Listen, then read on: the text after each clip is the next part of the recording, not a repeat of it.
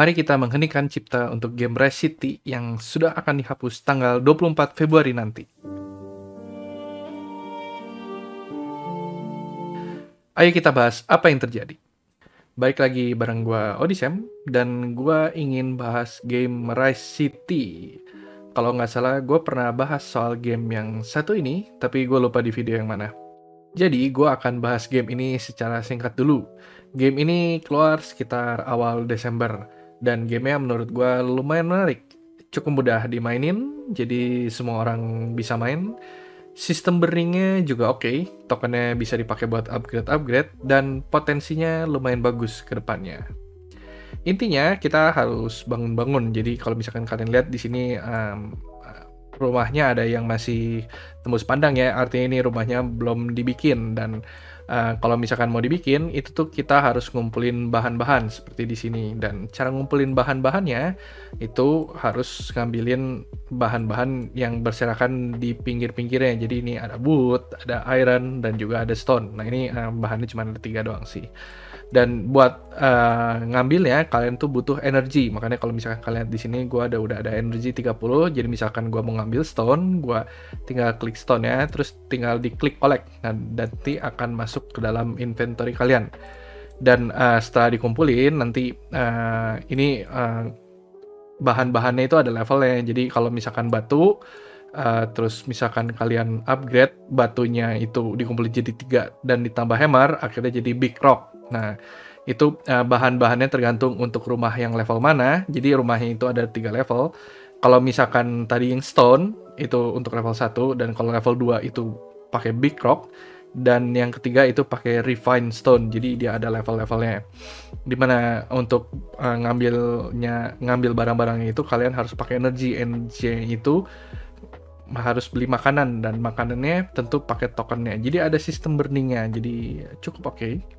Dan rumahnya juga ada 3 level. Jadi contohnya ini rumah level 1. Level 1 juga bisa di-upgrade 3 kali, dan kebetulan upgrade-nya gue udah 3 kali. Ini untuk rumah yang level 2, gue juga udah upgrade 3 kali. Nah ini contohnya, ini rumah level 2 yang di-upgrade-nya baru sekali. Ini di tanda orangnya sekali. Dan terakhir ini tentu ada rumah level 3. Dan perbedaan level rumah ini itu akan mempengaruhi kalian dapat duitnya berapa.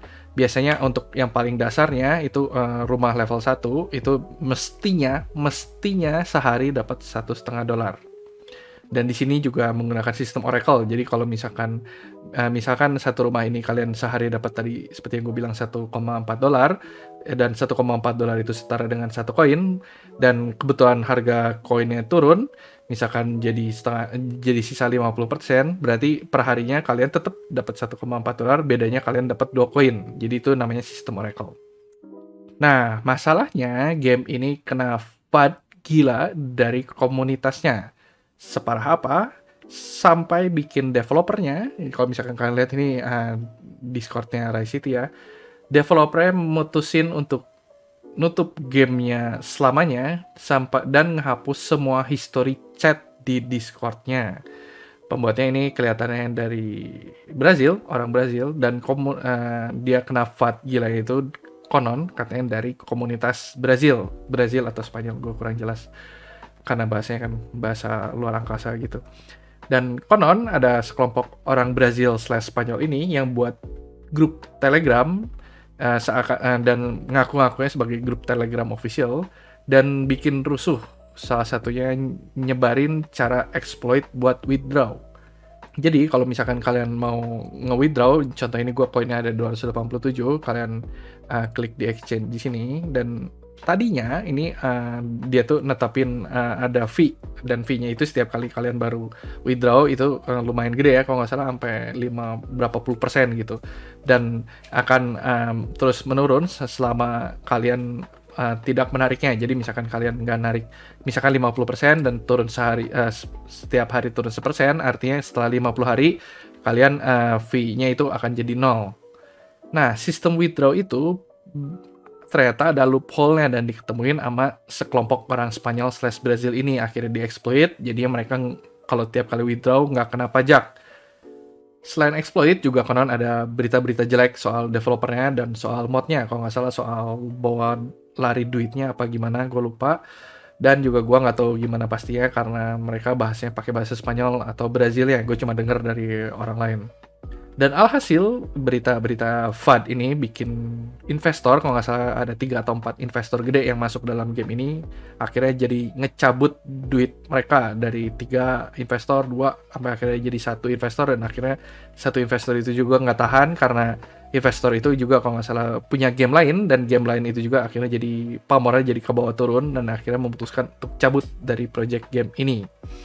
Dan kalau misalkan kalian lihat dari harganya, ini harga tokennya satunya 116 ya sekarang. Dan kalau misalkan kita lihat dari awal bulan pertama awal Desember pertama kali keluar, harga satu token itu awalnya 315.000, sempat all time high-nya itu di sekitar 500.000 sampai setengah juta, sampai sekarang akhirnya nggak bersisa, udah hampir nggak bersisa apa-apa ya, sisa 116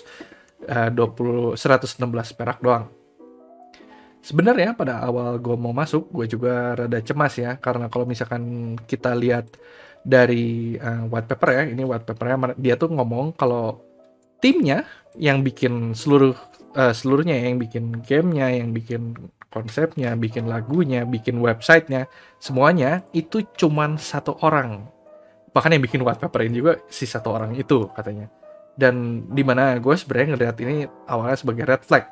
Tapi waktu itu gue mikir karena gue juga tahu game ini cuman selang 1-2 hari dari launch, ya gue mikirnya ya setelah 1 bulan mestinya minimal gue bisa tarik si koin modal ya, atau ya minimal setengahnya lah. Tapi ternyata katanya orang-orang yang bikin rusuh itu mereka juga masuk dalam game ini, dan mereka udah masuk duluan, dan akhirnya udah cabut duluan, mereka udah balik modal lebih cepat karena menggunakan exploit tersebut, dan akhirnya bikin rusuh. Dan gue nggak tahu apakah mereka ada dendam pribadi atau gimana sama developernya. Jadinya gue masuk kalau nggak salah modal 2 jutaan, dan gue baru sempat narik sekitar 50 sampai 100 ribuan. Ya udahlah, dianggap buang sial aja.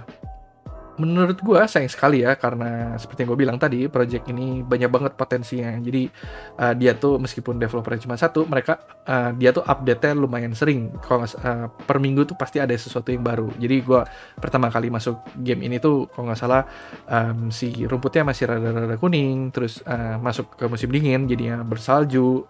Rumahnya gambarnya sama dia di-upgrade jadi lebih bagus lagi, dan karena masuk ke Januari akhirnya sama dia dirubah lagi jadi masuk musim semi kayak ini, si rumputnya jadi hijau, dan dia baru aja update kosmetik terbarunya kalau nggak salah.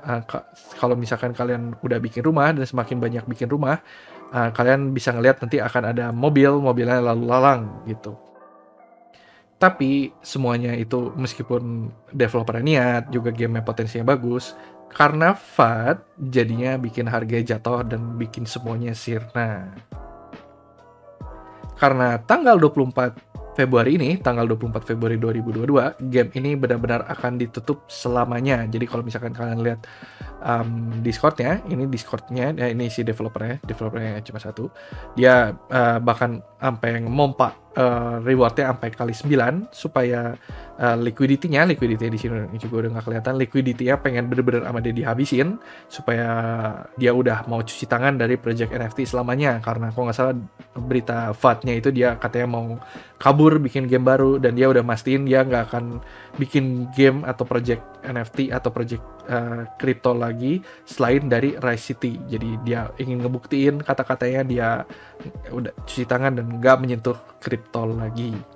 Jadi pelajaran apa yang bisa kita petik? Jadi pelajaran yang bisa menurut gue bisa kita pelajaran itu, yang pertama itu hati-hati banget dengan FUD. Kalau misalkan kalian lihat komunitasnya udah nggak bisa dibendung sama modnya, mending kalian mulai pertimbangkan apakah kalian mulai harus cabut atau enggak. Dan yang kedua, kalau misalkan developernya cuma 1 seperti si Rise City ini, kalian mungkin juga harus lebih ekstra hati-hati.